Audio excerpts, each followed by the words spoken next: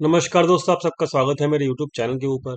दोस्तों, हमने अपने लास्ट वीडियो के अंदर डिस्कशन किया था कि मार्केट के अंदर जो अ, मतलब पोजीशंस हैं एफआईआईज की, वो उन्होंने मैनेज कर ली हैं किसी भी अपसाइड जो मूव आ रहा है उस हिसाब से, और वो अभी नो प्रॉफिट नो लॉस के अंदर चल रहे हैं। और अभी उनके पास जो टाइम है वो मार्च के पूरा महीना है, और अपसाइड जो मूवमेंट है मार्केट की उसके अगेंस्ट में एफआईआईज इजीली अपनी पोजीशंस को एडजस्ट करते जा रहे हैं, और मार्केट के अंदर अभी अपसाइड रहेगी। ठीक है, ये चीज़ आपको बताया गया था लास्ट वीडियो के अंदर। तो दोस्तों, होली की उपलक्ष्य में कल मैं वीडियो नहीं पोस्ट कर पाया था, बट फिर भी जो अगर आप देखेंगे तो मार्केट के अंदर जो है कल के दिन अपसाइड गया था मार्केट, और कल के दिन मार्केट ने आराम से 17,800 तक का हाई लगाया था। और दूसरी चीज़, फिर 17,800 तक के हाई के मतलब ये हमारा टारगेट ही था। ठीक है, ये टारगेट हमारा हिट भी हो गया।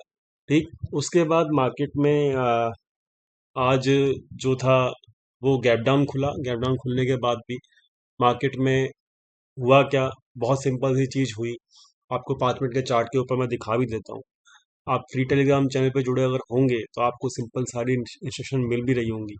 दोस्तों, कुछ नहीं हुआ बेसिकली। यहाँ पर जब गैप डाउन हुआ तो यहाँ पर एग्जैक्टली इस पॉइंट ऑफ टाइम के ऊपर जहाँ पे मार्केट 17,620 चल रहा था, वहाँ पे आपको साफ साफ बताया गया था कि यहाँ पर अब सपोर्ट है, इस सपोर्ट के आसपास शॉर्ट मत कीजिएगा। तो यहाँ पर अगर आपने शॉर्ट नहीं किया होगा तो मार्केट ऊपर जब गई होगी तो आपको पेन नहीं हुआ होगा। फिर जब मार्केट यहाँ पर आई थी 17,700 के आसपास, तब भी आपको पूरा का पूरा हिंट दिया गया था, और मार्केट में आपको बताया गया था 17,700 के आसपास कोई कॉल राइटिंग जो है कर रहा है। और फिर मार्केट वहाँ से जब 17,700 से गिरी तो भी मार्केट आपकी 17,640 तक चली गई। उसके बाद ये एक्सपेक्ट था मार्केट के अंदर के मार्केट रेंज बाउंड रहेगा, और मार्केट ऐसा हुआ भी, रेंज बाउंड रहा भी। और मार्केट में 3 बजे के बाद 2 कैंडल के अंदर ही यहाँ पर बाइंग की गई, और 3 बजे तक मार्केट रेंज बाउंड था जैसे एक्सपेक्टेशन थी दोस्तों।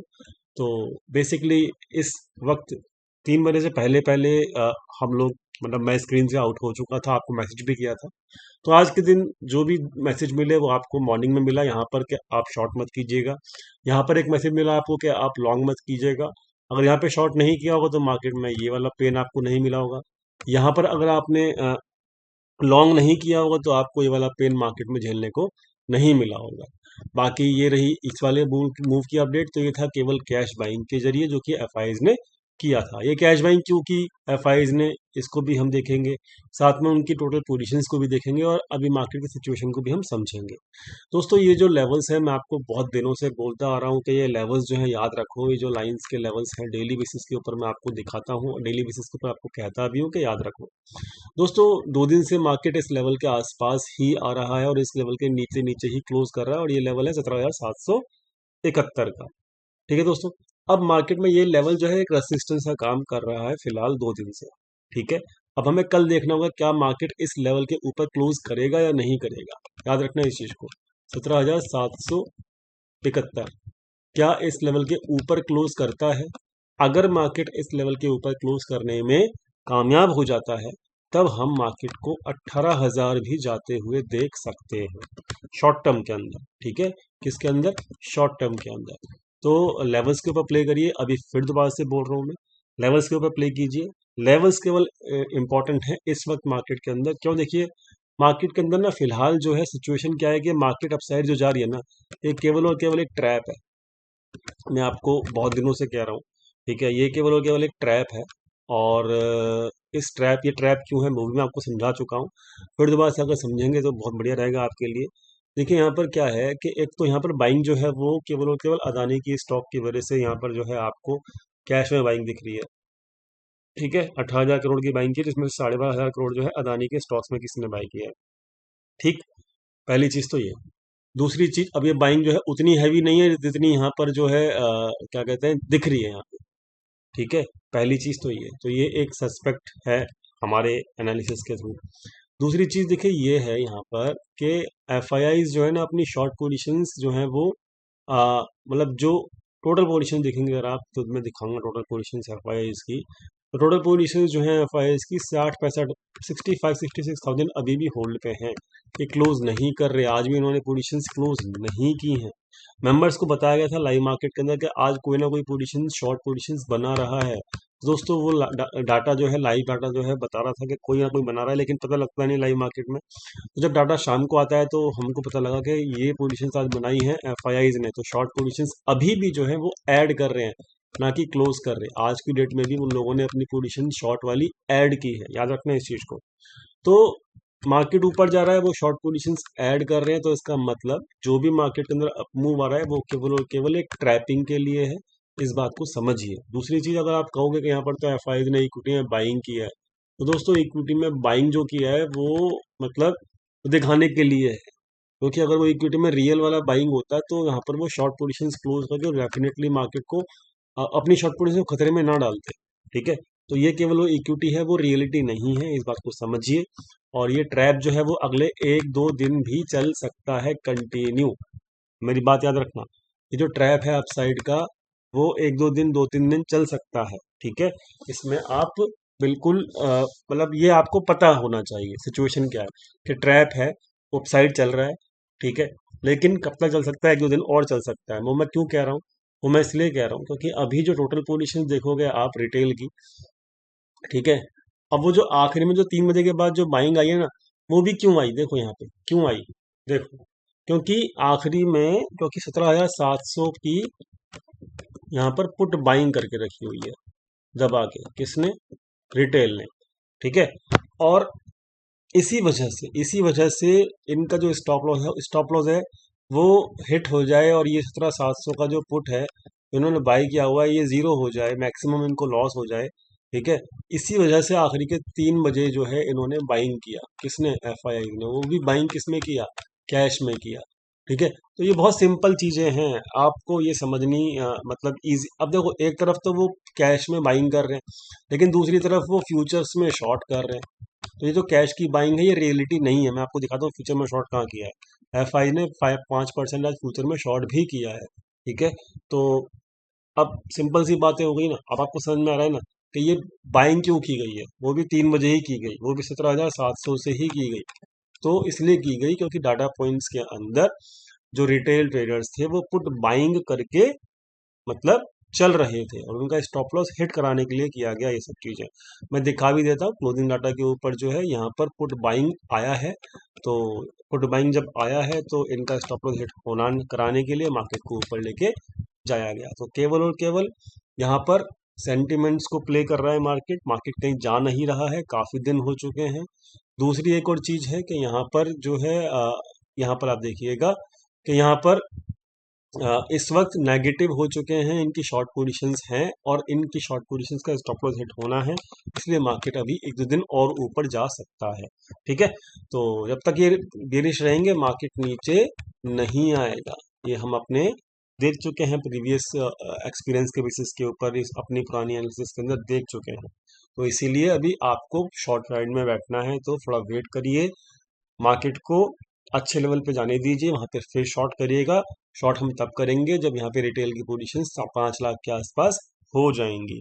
ठीक है, तो अभी का जो डाटा है वो आपको समझ में आ गया होगा। पुट राइटिंग कर रखी है एफआईआईज ने, और इन्होंने पुट बाइंग करी हुई है, और कैश में दिखावे के लिए बाइंग है, फ्यूचर्स में शॉर्ट कर रहे हैं। और आप देखिए रिटेल की पोजीशन जो है इस वक्त, क्योंकि इन्होंने, रिटेल ने क्या किया, रिटेल ने फ्यूचर्स के अंदर अपनी लॉन्ग और शॉर्ट दोनों क्रिएट करी। देखो यहाँ पे लॉन्ग भी किया और शॉर्ट किया। ठीक, दोनों दोनों पोजीशंस क्रिएट की हैं। तो ऐसा करने के बाद जब इनका एवरेज निकाला गया, तो इनका एवरेज जो है वो इस तरीके से बन रहा है कि इनको ना तो प्रॉफिट हो रहा है आज की डेट में भी, और ना ही इनको लॉस हो रहा है। ठीक है, तो ये नो प्रॉफिट नो लॉस के अंदर है। पिछले महीने भी ये नो प्रॉफिट नो लॉस में निकले थे, इस महीने भी इनके साथ एफआई ऐसा ही कर रहे हैं। ठीक है, तो जो ये पोजीशंस हैं 17,500 का जो इन्होंने शॉर्ट पोजीशन बना रखी हैं, मेरे ख्याल से पहले इनका स्टॉप लॉस हिट कराया जाएगा फ्यूचर में शॉर्ट पोजीशंस का।